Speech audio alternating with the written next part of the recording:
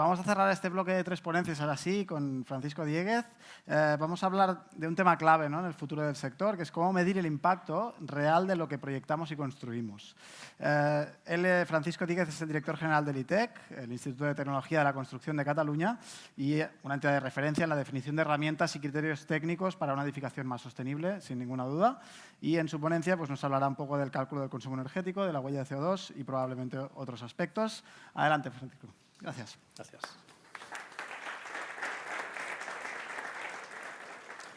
Buenas tardes, buena tarde. Primero, disculpa que me intentaba colar, pero cuando he visto a Guillem acabar con lo de medir e integrar, y ahora es mi turno porque yo voy a hablar de medir e integrar, entonces me he traspapelado. Efectivamente, yo me voy a centrar un poco en cómo medir e integrar la parte de sostenibilidad desde el punto de vista del consumo energético y la huella de carbono, pero me gustaría empezar haciendo un poco de un balance histórico, porque la verdad es que en este tema de la sostenibilidad creo que llegamos tarde, ¿no?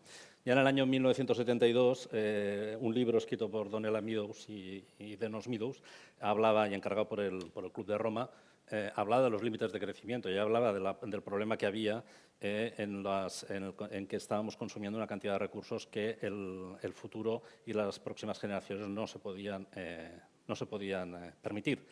Este debate, que ya digo, en el 1972 ya se planteaba, pues aún estamos a expensas de resolverlo. O sea que ya vamos tarde y tenemos que acelerar mucho para poder llegar a cumplir esos objetivos que antes Marta nos contaba, ¿no? Sube la temperatura media en el mundo, tenemos gente aún que opina que esto del cambio climático y tal no es con nosotros, algunos de ellos con poco de poder actualmente. Pero bueno, al final los datos son los datos y estamos donde estamos y cada vez el problema es más acuciante y hay que actuar cuanto antes. Afortunadamente, en Europa, y pese a que, y también lo puedo entender, muchas empresas o muchos sectores empresariales lo consideren que es una traba a la competitividad internacional de las empresas, pues Europa en este punto no está cediendo demasiado, sigue pensando que el tema de la sostenibilidad es fundamental a la hora de incorporar estos criterios en el día a día de la actividad económica y de la actividad humana, y los Estados miembros de Europa pues, siguen, digamos, o tienen la obligación de transponer o de traspasar a la legislación nacional esos criterios, ¿no? Así, ahora mismo se está negociando, se está hablando de un nuevo código técnico de la edificación en España, en donde por primera vez se va a incorporar un nuevo documento básico que hace referencia precisamente a estos temas de sostenibilidad a través del HSO. No solo eso, sino que también tenemos un nuevo decreto, el decreto 214/2025, que entra en vigor el 12 de junio de este año, que obliga, por ejemplo, que impone la obligación para las grandes empresas que tengan más de 500 empleados y que sean entidades de interés público, calcular la huella de carbono, elaborar un plan de reducción de emisiones, publicar ambos documentos e inscribirse en un registro de momento voluntario, aunque la publicación es obligatoria. Y a todas las administraciones generales, a todas las administraciones o a todas las entidades que dependen de la Administración General del Estado, tienen que calcular y reportar anualmente su huella de carbono e inscribirse en el registro. Por tanto, vemos que se está avanzando en este tema y vamos avanzando cada vez más con nuevas medidas y tal. Cierto es que estas medidas bueno, la verdad es que a nivel global las empresas están ya empezando a ver la sostenibilidad como un factor crítico para su crecimiento y para su competitividad, y eso es de agradecer, pero también es cierto que hay en una encuesta que se realizó hace un tiempo, el 45% de las empresas decía que le dedicaba más tiempo al reporte y a la preparación de documentación para justificar la sostenibilidad que realmente hacer sostenibilidad. Y eso es un tema que hay que corregir y que es absolutamente que no puede ser, ¿no? Como el tema de la sostenibilidad es un tema complejo, yo lo puedo entender, es un tema que nos da miedo, que nos asusta. ¿Cómo podemos afrontar el tema de la sostenibilidad y no morir en el intento, ¿no? Afortunadamente, ya un 67% de los ejecutivos de las empresas piensan que la tecnología es la pieza clave para poder aplicar los criterios de sostenibilidad a su empresa. Por tanto, cuando vemos, por ejemplo, que para hacer el análisis de ciclo de vida, pues intervienen todas estas fases, ¿no? Que si la extracción de los materiales, la producción en la fábrica, el transporte a la obra, el montaje, la explotación y el reciclaje o el fin de uso de todo el proceso, aplicado a todos los materiales, a toda la maquinaria y a toda la mano de obra, etcétera, etcétera, a todos los recursos que suponemos, pues ya nos damos un poco idea de todo lo que supone un cálculo exhaustivo o mínimamente exhaustivo, que es lo que debe ser, de todos estos parámetros, ¿no?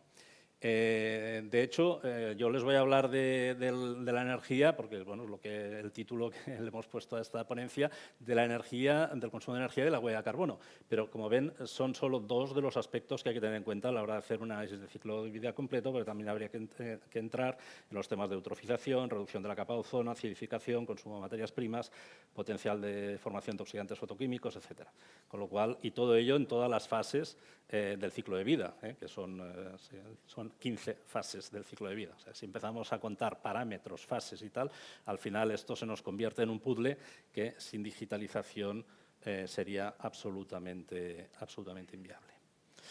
¿Qué es lo que hacemos en ITEC para facilitar este tema y para que no nos asustemos de entrada y digamos, bueno, esto se puede afrontar? Nosotros ya desde hace muchos años tenemos una base de datos, que es el BDEC.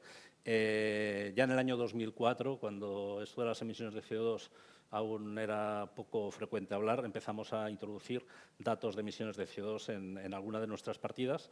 Actualmente, el 98% de las partidas que contiene el BDEC, que son más de 1 millón de partidas para hacer proyectos y desarrollar obras, tienen información ambiental completa. Y cuando digo información ambiental completa, me refiero a que no solamente, no sé si se ve bien, no solamente cuando estamos hablando, por ejemplo, en este caso, pues una vigueta de acero colocada, este tipo de aquí, pues tenemos el precio, pero no solo tenemos el precio, sino que también tenemos las emisiones CO2, el potencial de calentamiento global. Y no solo tenemos eso, sino que tenemos la energía, tanto renovable como no renovable, que se ha consumido en la fabricación y en la extracción de materiales y fabricación, por tanto, la energía embebida.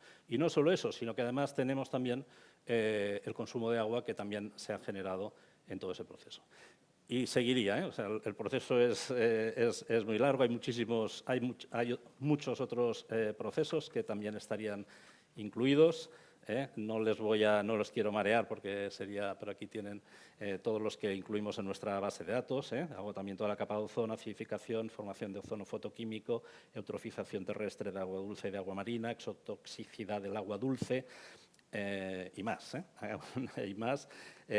Agotamiento de los recursos abióticos no fósiles, agotamiento de los recursos abióticos fósiles, consumo de privación moderada de agua, toxicidad humana, radiación ionizante, emisiones de materia particulada. O sea, un montón, hasta los 23 parámetros que define la Unión Europea que se deberían de tener en cuenta a la hora de hacer un cálculo global de la sostenibilidad de un proyecto de construcción.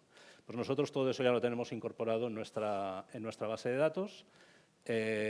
Además, damos la posibilidad a las empresas que quieran aportar sus datos propios, porque claro, nuestra base de datos es una base de datos genérica, que lo que tiene son datos medios de un sector. Cuando una actividad o una serie de productos tienen una declaración ambiental de producto, una DAP, una EPD sectorial, nosotros lo que hacemos es incorporar esos datos que nos da esa EPD y los introducimos directamente en nuestra base de datos. Cuando esa EPD no existe, nosotros tenemos unos sistemas de cálculo y a partir de una base de datos de materias básicas, de parámetros ambientales de materias básicas, que es la base de datos de Ecoinven, que es una fundación suiza, una de las dos más prestigiosas que hay en Europa para este tema, y es la que utilizamos nosotros para este cálculo. Entonces, nosotros lo que permitimos también es que las diferentes empresas que sean fabricantes, si obtienen o tienen datos que pueden mejorar esos genéricos, aparezcan también en nuestra web. Indicamos en este caso, pues, si tienen ecoetiquetas, que nos indiquen un poco cuál es su categoría, la ubicación de la fábrica y, bueno, y todos los valores de todos los parámetros que tengan. Claro, una base de datos al final es una base de datos, como he dicho, genérica, es una base de datos que no indica dónde está la obra ni dónde es el origen de los productos, sino que es una cuestión, digamos, que queda ahí un poco indefinida. Entonces, eso lo complementamos con una segunda herramienta, que es el software que tenemos de gestión, que es el TCQ-TCQI, al que antes también se ha referido Ricard, y que nos permite acabar de definir los parámetros que no se pueden definir en la base de datos. Aquí ya sabemos dónde está el proyecto y la obra, y por tanto ya tenemos su ubicación geográfica, ya podemos saber si tenemos un constructor o un adjudicatario que va a hacer la obra, de dónde va a traer, de qué fábricas va a traer los materiales, por tanto también tenemos el origen, y podemos calcular las emisiones y los consumos del transporte y de otra serie de aspectos, ¿no? Y por tanto podemos ir complementando todas esas fases del ciclo de vida que en la fase, digamos, inicial, a través de la base de datos no podíamos hacer. Además, a través de nuestro software nosotros podemos aprovechar, si no hay BIM, pues podemos entrar los datos de manera manual. Si tenemos un modelo BIM, ya podemos extraer la mayoría de los datos del propio modelo BIM y podemos ir mejorando y automatizando todos estos procesos de manera que los hacemos lo más fáciles y lo más sencillos posibles, ¿vale? Aquí ven un poco, pues hay cuatro, o sea, la fabricación del producto, la construcción, la explotación y el fin de vida. Debajo tienen todas las 15 fases que requeriría un análisis de ciclo de vida a lo largo de estos cuatro grandes procesos, ¿no? Y, por tanto, como vemos, ya digo, sin digitalización esto no sería posible. Y después, pues, con nuestro software, pues, podemos tener unas presentaciones en donde pues, podemos seleccionar el tipo de impacto, en este caso sería el CO2, pero podríamos consultar el agua, podríamos consultar la energía y nos aparece aquí, pues, en las distintas fases de fabricación, construcción, uso y fin de vida, cuáles son los impactos que cada partida, que cada capítulo o que la obra completa nos estaría dando. Por tanto, aquí tenemos una manera de conocer todos los datos de una manera lo más fiable y lo más objetivable posible, tal y como también antes nos comentaba Ricardo. Bueno, me quedan ya solo 3 minutos y quería acabar con bueno, nosotros que estamos siempre muy mentalizados en explicar al sector por qué debemos de avanzar en estos temas de sostenibilidad. Este año estamos estrenando un nuevo discurso, no es que haya cambiado gran cosa porque las herramientas mejoradas, pero siguen siendo las mismas, pero lo que hemos hecho este año es que en el propio software, nuestro software es modular, tiene un módulo de presupuestos, un módulo de certificación económica, un módulo de planificación técnica, un módulo de gestión ambiental, y lo que hemos hecho este año es incorporar en el módulo de presupuestos los 4 parámetros ambientales, ¿vale?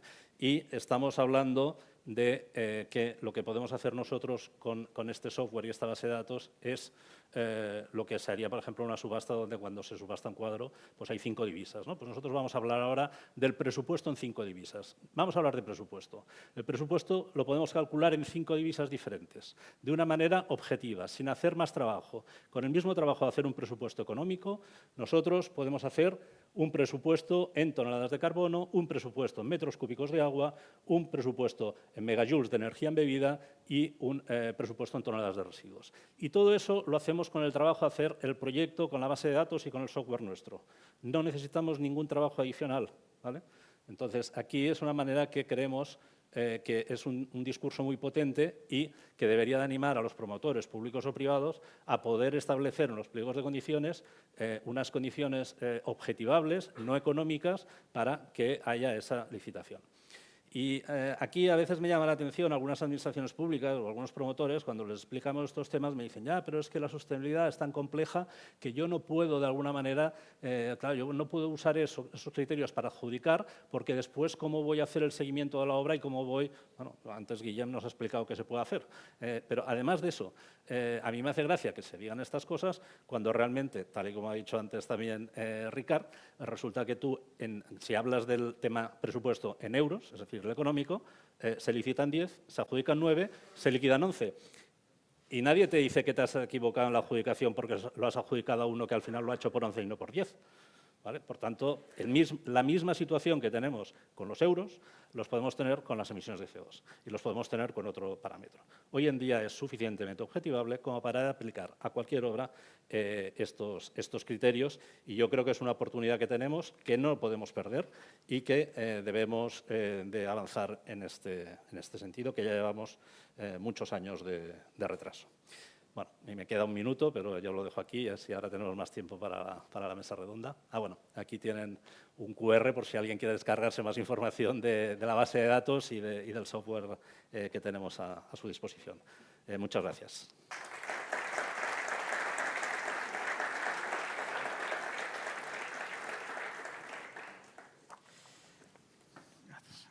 Adquirido ahora. Bueno, pues después de estas tres ponencias que han abordado la sostenibilidad desde la ingeniería, desde la inversión pública, en este caso la medición del impacto ambiental desde el ITEC,